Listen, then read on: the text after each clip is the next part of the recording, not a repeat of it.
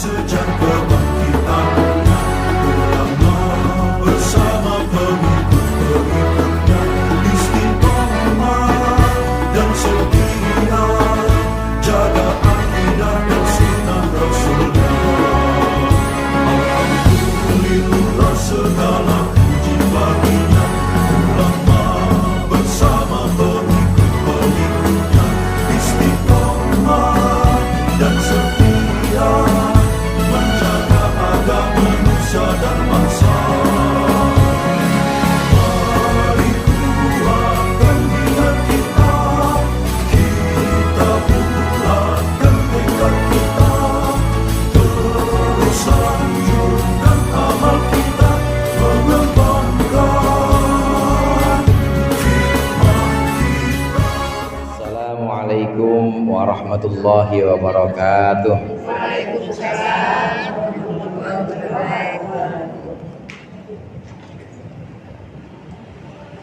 Al-Fatihah. Alhamdulillahirabbil alamin. Ar-Rahmanir Rahim. Maliki yaumiddin. Iyyaka na'budu wa iyyaka nasta'in.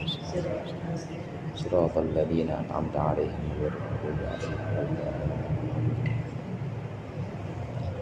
Bismillahirrahmanirrahim. Alhamdulillahil tullabi wa musahhilil khairi liman yata'allamu.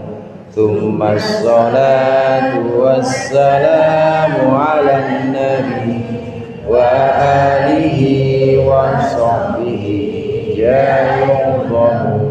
Ya Rabbana kaffir 'anna dhunubana wa walidina wa liman huwa muslimun. Nad'uka Allahumma ilman nafi'an min yawmina ilal hisabi yaqum. Amin amin amin wa ya fattahu.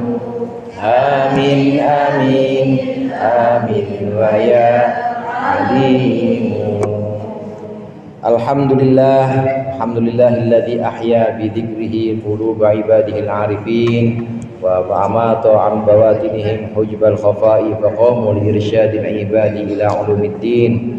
Wassalatu wassalamu ala sayyidina Muhammadin wa ala alihi wa ashabihi sadatil akramin. Amma ba'd, fa inna ahsanal hadithi kitabullah wa khairal hadi hadi Muhammadin sallallahu alaihi wasallam wa syarrul umuri muhdatsatuha wa kullu muhdatsatin bid'ah wa kullu bid'atin dhalalah.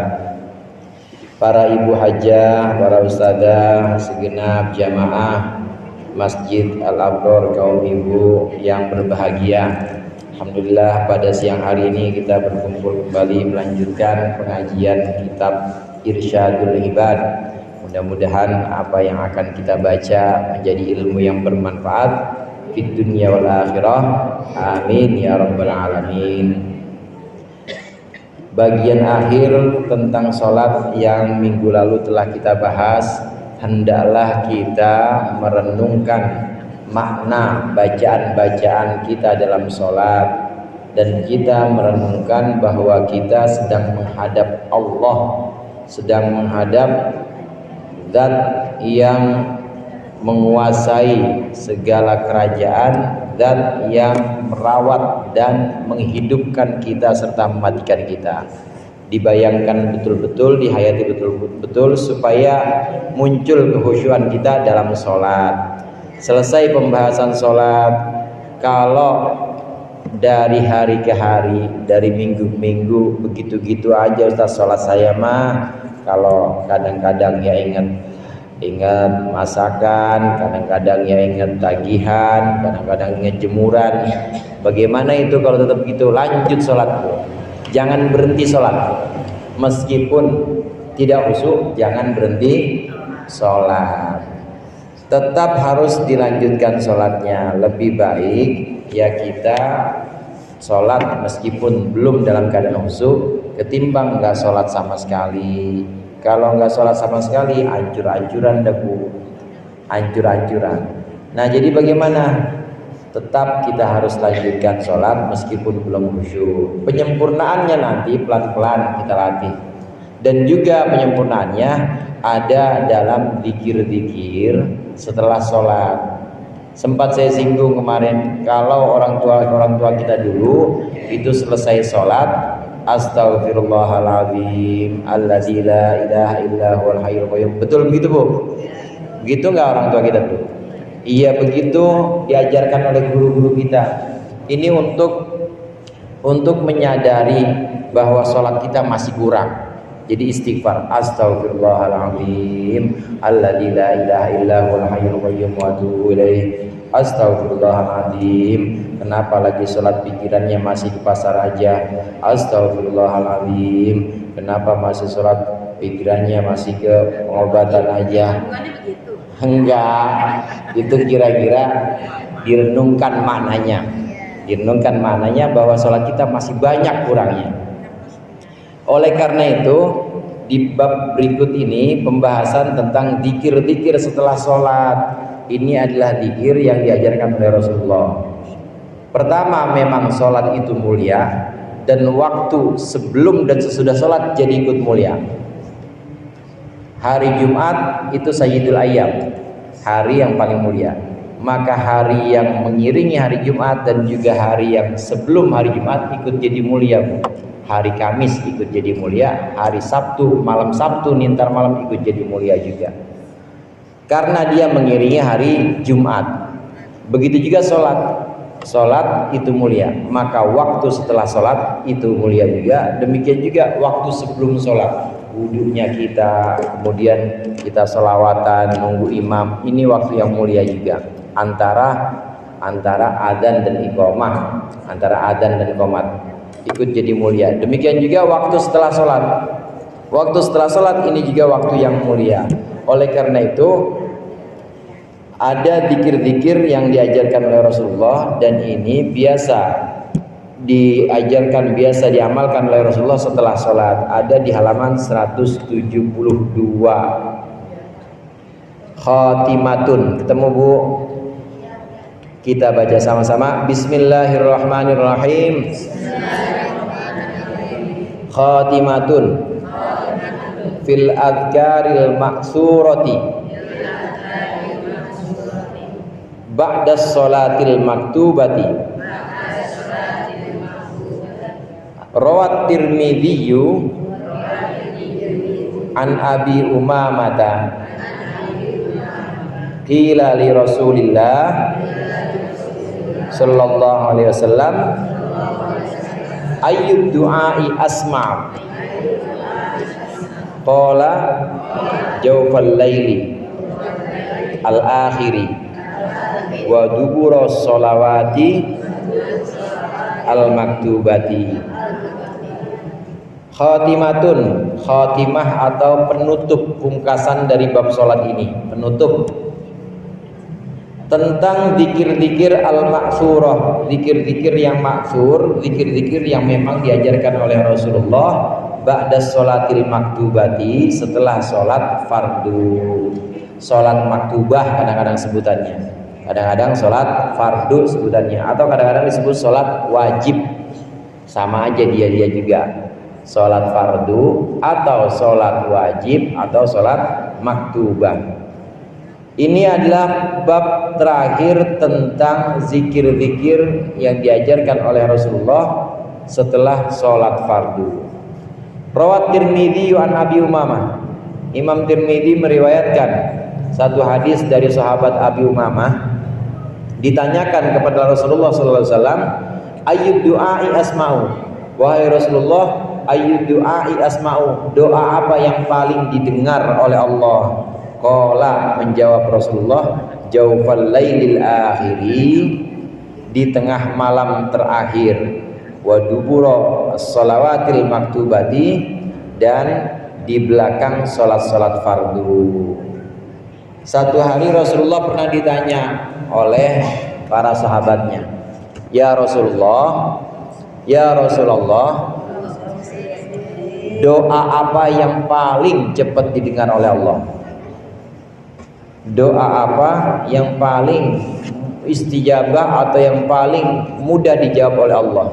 Yang pertama, Rasulullah menjawab jawabal lailil akhiri, di tengah malam terakhir, sepertiga malam terakhir, dari jam 2:30 sampai subuh dah Bu, kira-kira jam 7 habis isya boleh nggak? Ya boleh, itu namanya sepertiga malam pertama. Jam 11 sampai jam 3 ya boleh juga, itu namanya sepertiga malam kedua. Nah 2:30 sampai subuh ini adalah jawfal lailil akhiri, tengah malam terakhir. Ini doa yang mudah didengar. Ibu bangun nggak jam segitu Bu? Bangun kemana? Kamar mandi, wudhu, sholat, alhamdulillah. Emang kalau orang tua mah 2 jam sekali bangun ya? Iya, orang tua saya mah tahu 2 bulan sekali. Yang susah itu kan anak muda. Anak muda susah banget bangunnya. Kalau orang tua emang seolah-olah udah Allah atur tuh 2 jam sekali bangun. Ya mau kencing lah, mau apa bangun pasti 2 jam sekali. Anak muda yang susah, mana sebelum tidur makan, nasi uduk nambah. Gimana bangunnya itu? Boro-boro bangun malam 4:30 aja subuh nggak kedengaran azannya. Tapi kalau orang tua, saya yakin ibu-ibu di sini semua bangun malam ya, sholat tahajud. Terutama di sepertiga terakhir malam, kira-kira jam 2:30 sampai subuh. Ini adalah doa yang paling Allah dengar, gampang Allah kabulkan. Dalam satu hadis disebutkan hal min mustaghfirin, rahmat Allah turun di sepertiga malam terakhir. Kemudian Allah berfirman, mana ada orang yang mohon ampun gak kepada aku, pasti akan aku ampuni. Sepertiga malam, siapa yang minta kepadaku pasti akan aku kabulkan. Di sepertiga malam. Sepertiga malam ini adalah waktu di mana doa paling mudah untuk didengar oleh Allah. Wayahnya orang pada tidur, nggak ada yang bangun, kita bangun. Ibu tahu sinyal internet, Bu? Itu kalau kebanyakan yang make, lama-lama lemot nggak? Lemot kebanyakan yang make. Begitu juga doa, misalnya doanya waktu-waktu rame, habis isya misalnya. Banyakan yang make, tapi kalau yang make sedikit, ini perbandingan ya, analogi atau kiasan saja. Kalau yang make sedikit, waktunya jam 2:30 sampai subuh, yang make kan dikit tuh, yang bangun malam dikit, pada tidur kebanyakan, atau kalau nggak tidur ya cuma begadang aja. Nah ibu begadangnya tahajud, begadangnya mohon minta sama Allah, itu cepat pasti. Sinyalnya 5G, tahu 5G Bu? 5G bukan 4G lagi, 5G cepat sinyalnya cepat, karena memang ya cuma yang make cuma beberapa orang aja, seolah-olah seperti itu kiasannya. Memang dipilih waktunya dan juga dipilih orang-orangnya oleh Allah, bukan orang-orang sembarangan yang bisa bangun tengah malam, bukan orang-orang sembarangan yang bisa istiqomah untuk tahajud minta sama Allah, bukan orang sembarangan. Pasti udah orang yang Allah pilih. Enggak semuanya orang bisa. Ini waktu tengah malam, sepertiga terakhir, ini waktu yang paling bagus untuk didengarkannya doa-doa kita oleh Allah Subhanahu wa ta'ala. Kemudian yang kedua kata Rasulullah, doa yang paling didengar itu doa setelah sholat fardu. Tadi ibu sholat zuhur berapa rakaat? Saya cuma 2 tadi, Jumatan. Setelah sholat fardu doa, maka di situ adalah waktu di mana doa-doa kita itu mudah didengar oleh Allah, gampang dijabah oleh Allah. Ini waktu yang kedua. Kemuliaan waktu ini mengikuti sholat, karena sholat itu mulia, maka yang rendeng-rendeng sama sholat, setelah sholat atau sebelum sholat itu juga jadi waktu mulia. Doa di situ Bu, karena sholatnya adalah satu yang mulia, maka yang rendengan sama sholat mulia juga. Habis sholat doa, sebelum sholat doa. Orang tua kita dulu juga sebelum sholat nunggu imam biasanya selawatan, biasanya baca puji-pujian, karena itu memang waktu yang gampang didengar oleh Allah, yang mudah dikabulkan doa-doa sebelum sholat dan sesudah sholat. Nah, dalam hadis ini, hadis sahabat Abi Umamah, Rasulullah menjelaskan, menyebutkan dua waktu di mana doa itu mudah didengar oleh Allah. Yang pertama sepertiga malam terakhir, dan yang kedua setelah sholat fardu. Ada berapa kali sehari, Bu? Ada berapa kali? 5 kali tuh Ibu doa. Rabbighfirli wa liwalidayya warhamhuma kama rabbayani shaghira. Buat orang tua, buat anak-anak, Rabbana hablana min azwajina wa dzurriyyatina qurrata a'yun waj'alna lil muttaqina imama. Buat urusan-urusan yang lain, misalnya Rabbi yassir wa la tu'assir ya muyassir, mudahkan urusanku ya Allah. 5 kali sehari itu disediain waktunya. Ini adalah waktu-waktu yang ijabah, waktu-waktu yang mudah didengar dan Allah mengijabah doa-doa kita. Setelah sholat maktubah atau setelah sholat fardu. Qala an-Nawawi, berkata Imam Nawawi, ajma'al ulama'u ala istihbabi dzikri wa du'ai ba'da sholati. Para ulama sepakat bahwasannya sunnah zikir dan berdoa setelah sholat. Ini ijma'nya ulama. Kita tahu yang mengajarkan hukum-hukum dalam Islam itu pertama adalah Nabi Muhammad Sallallahu Alaihi Wasallam melalui Al-Quran, sumber pertama. Yang kedua melalui hadis. Yang kedua, sumber ketiga ada yang namanya ijma. Ijma itu kesepakatan ulama. Kesepakatan ulama bisa ulama pada masa sahabat, seperti Sayyidina Umar ini bikin sholat taraweh 20 rakaat, namanya ijma. Atau kesepakatan ulama setelah masa sahabat. Imam Nawawi di sini menyebutkan para ulama sepakat bahwa sunnah hukumnya berzikir dan berdoa setelah sholat. Habis sholat fardu tadi zuhur, ibu habis sholat baca doa apa baca WA?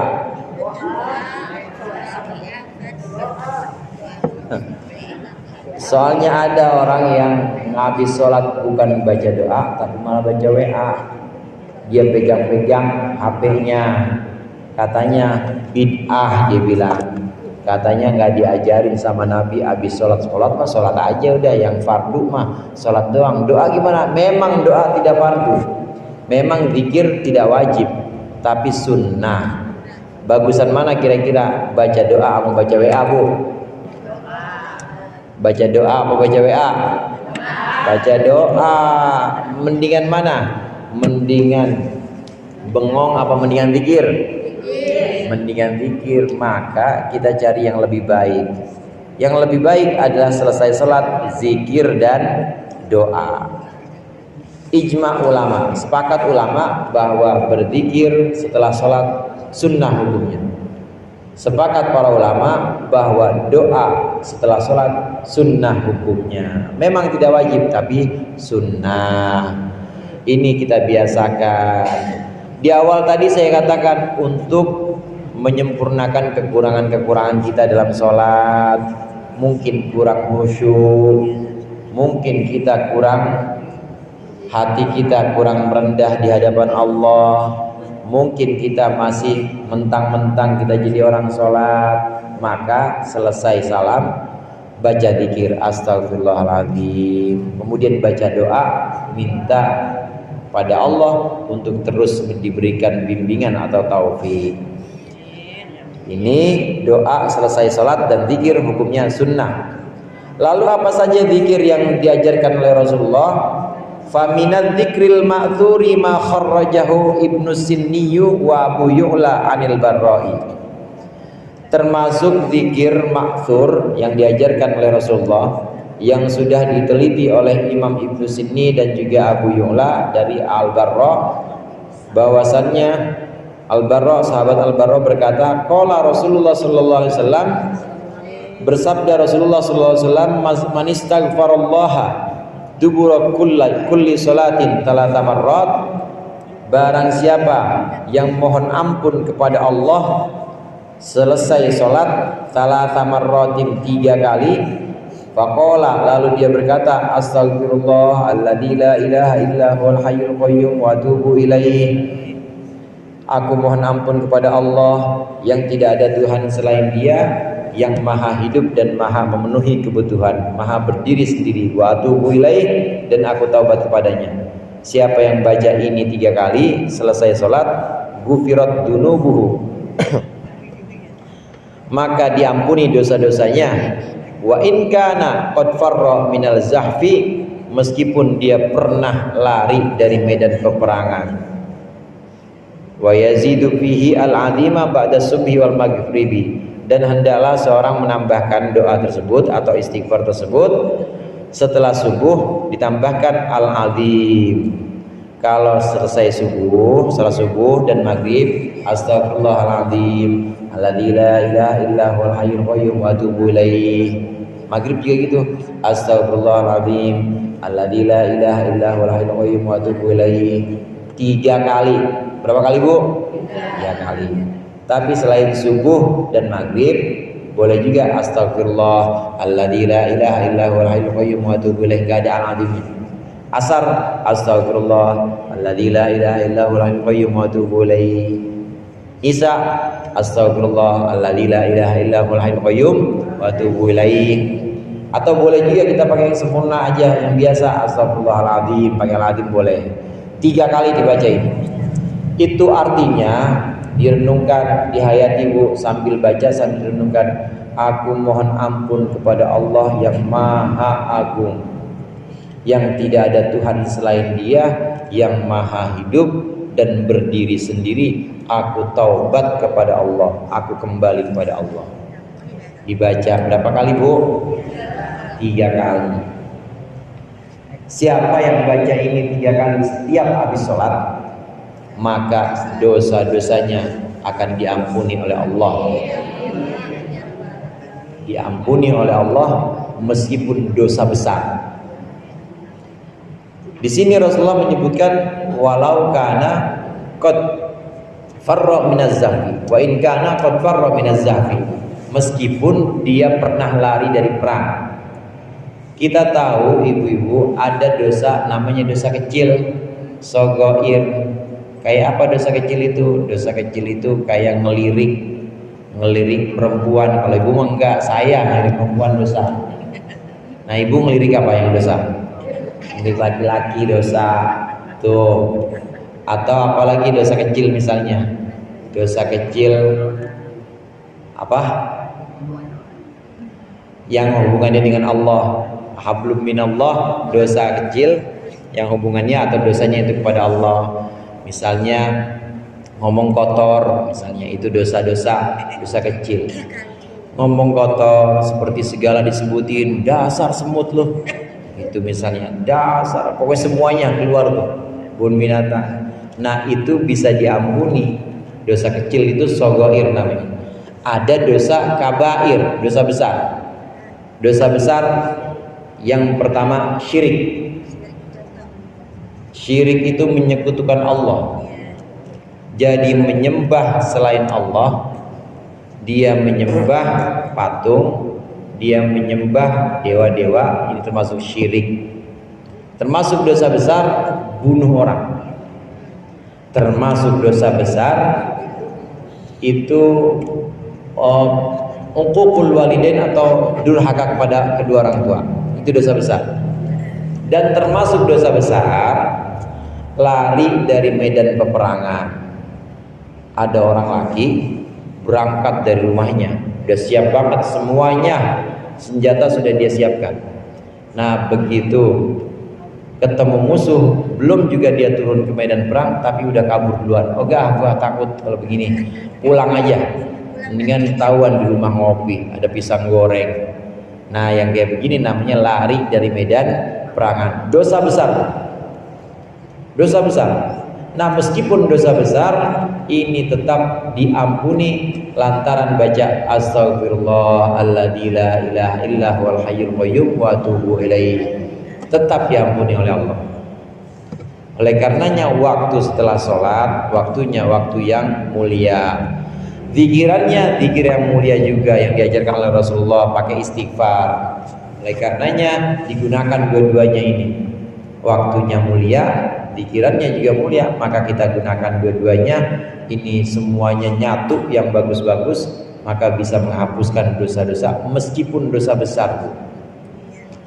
Meskipun dosanya dosa syirik, asal berhenti aja dari perbuatannya, maka Allah ampuni. Ini dosa-dosa yang hubungannya dengan Allah, seperti syirik, ngomong kotor, berkata bohong misalnya. Tapi kalau yang hubungannya dengan manusia, minta maaf juga. Nggak bisa dengan istighfar aja, harus dengan minta maaf. Apalagi yang merasa dirugikan, orangnya, korbannya ini merasa dirugikan, maka harus dikembalikan, barangnya diambil. Nggak bisa istighfar doang barang diambil mah, harus dibalikin. Ini yang hubungannya hablum minan nas atau dosa sesama manusia, tetap harus mohon ampun. Yang dimaksud di sini adalah dosa-dosa menyangkut hak Allah seperti syirik, seperti zina, itu menyangkut hak Allah. Minum minuman keras misalnya, dosa-dosa besar semua itu bisa diampuni dengan istighfar selesai sholat.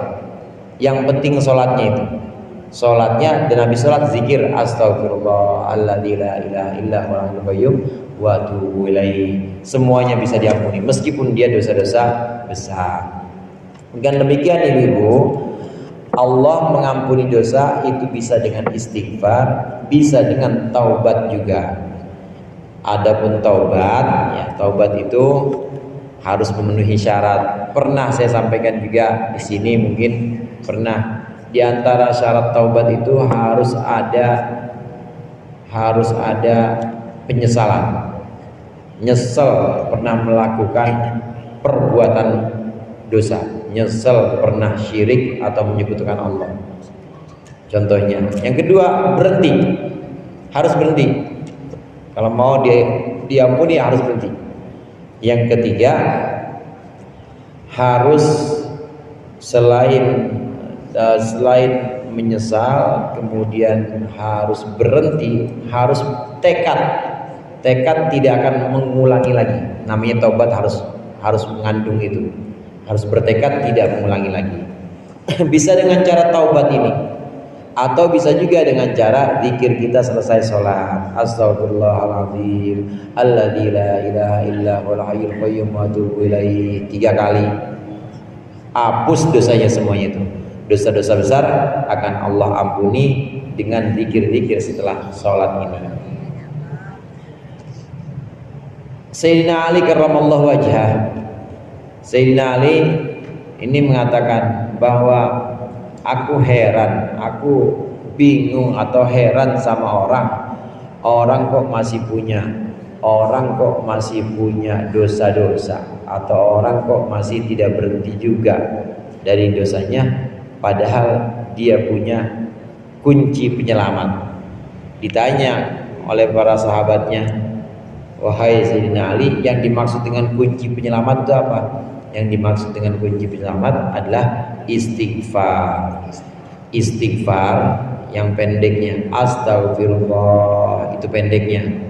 Kalau yang sempurna astaghfirullahaladzim alladzi la ilaha illa huwal hayyul qayyum. Istighfar minimal itu bisa menghapus noda. Ini karpet warnanya apa, Bu? Bu, karpet warnanya apa? Ini karpet kalau ditaruh di pinggir jalan tuh deket mobil situ parkir, itu ada debunya kira-kira apa enggak? Ada debunya apa enggak, Bu? Ada.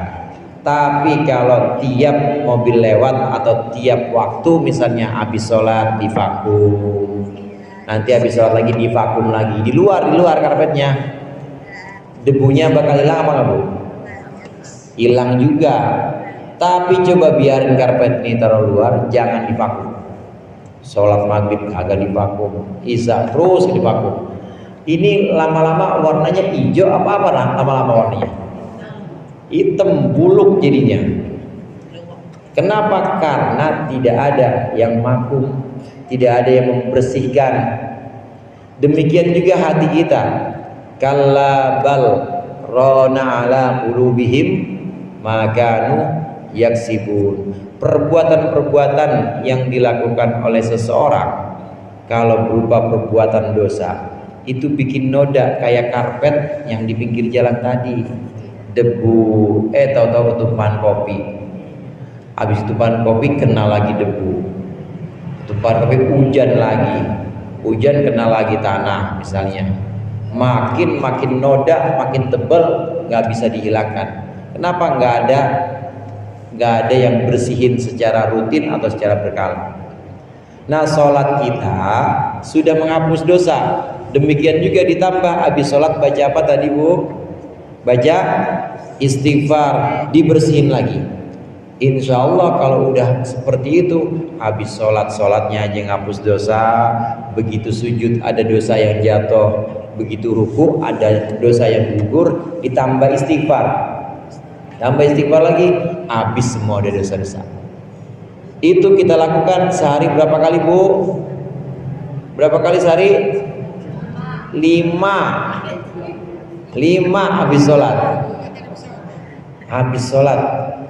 Insya Allah kalau seperti itu nggak bakal noda tuh hati kita, karena terus divakum, terus dibersihin.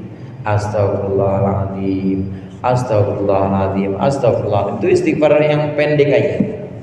Ini bisa membersihkan noda dalam hati, apalagi setelah sholat dengan istighfar yang sempurna. Sebab kalau udah noda, udah buluk karpetnya, udah hitam semua, mau dicuci, mau di laundry nomor 1 udah di dunia, warnanya kira-kira bisa balik seperti warna semula atau tidak Bu? Nggak bisa. Jadi harus ganti baru udah. Ya, kalau hati mau ganti baru di mana? Nggak bisa. Maka yang diajarkan oleh Rasulullah, rutin habis sholat istighfar, ini bisa menghapus noda. Kemudian selain bisa menghapus noda, istighfar itu bisa juga menghapuskan dosa-dosa yang besar. Kalau tadi noda itu sifatnya ringan, kecil, tapi terus menerus. Nah, kalau kita terus menerus, maka hapus juga. Bagaimana dengan dosa besar? Dosa besar juga bisa dihapuskan oleh istighfar. Yukaffirud dzunub, artinya bisa menghapuskan dosa-dosa meskipun dosa-dosa yang besar. Ini istighfar kita setiap habis sholat. Ini juga yang diajarkan oleh guru-guru kita, diajarkan oleh orang tua kita, sambung terus sampai Rasulullah. Diajarkan oleh Rasulullah, selesai sholat baca Astaghfirullahaladzim alladzi la ilaha illa huwal hayyul qayyum wa atubu ilaihi 3 kali. Dihapus dosa-dosanya meskipun dosa-dosa besar. Mudah-mudahan bisa kita amalkan. Mudah-mudahan Allah senantiasa memberikan bimbingan dan taufik kepada kita untuk istiqomah terus mengamalkan ajaran-ajaran Islam. Mudah-mudahan bermanfaat. Kurangnya saya mohon maaf. Wallahul muwaffiq ila aqwamit thoriq. Wassalamualaikum warahmatullahi wabarakatuh.